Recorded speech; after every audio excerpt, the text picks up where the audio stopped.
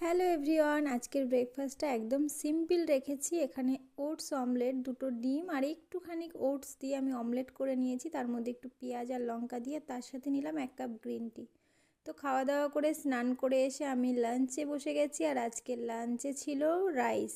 এটা হচ্ছে একদম হেলদিভাবে বানানো, তার সাথে শসা আর একটু পেঁয়াজ। এই রাইসটা না খুব ভালো হয় খেতে আর একদম হেলদি। যারা ডায়েটে আছো তাদের জন্য খুব ভালো একটা অপশন। তোমরা যদি ভাত খেতে ইচ্ছে করে তোমাদের ডায়েট চলাকালীন, তো তোমরা এরকম রাইস বানিয়ে চটজলদি খেতে পারো। খুব তাড়াতাড়ি হয়ে যায় আর একদম তেল ছাড়া। একটুখানি চিকেন দিয়েছি আর সামান্য যা যা সবজি ছিল একটু একটু করে কেটে দিয়ে তেল ছাড়াই রাইসটা করেছি। খুব ভালো হয়েছিল খেতে। তোমরা একবার ট্রাই করতে পারো। আর যদি কেউ রেসিপি জানতে চাও আমাকে কমেন্ট করো, আমি রেসিপিটা দিয়ে দেবো। তো তারপর বিকেলবেলায় একটু কাজ ছিল, কাজটা কমপ্লিট করে রাতের বেলায় ডিনার নিয়ে বসলাম। আর ডিনারে একদম গরম গরম ধোয়া ওঠা বিরিয়ানি ছিল। যদিও এই বিরিয়ানিটা আমরা নিজেরা বানাইনি, রেস্টুরেন্ট থেকে নিয়ে আসা হয়েছে, কিন্তু খেতে একদম দারুণ হয়েছে বিরিয়ানিটা। তো এই রেস্টুরেন্টে আগেও খেয়েছি, ওই খোয়াইয়ের পাশে আর কি, শিবাম বলে একটা রেস্টুরেন্ট, ওখান থেকে নিয়ে এসছে দাদা।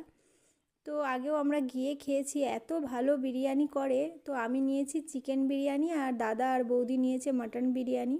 আর মায়ের জন্য, মা যেহেতু চিকেন মাটন কোনোটাই খায় না, সেই জন্য মায়ের জন্য এনেছে তান্দুরি রুটি।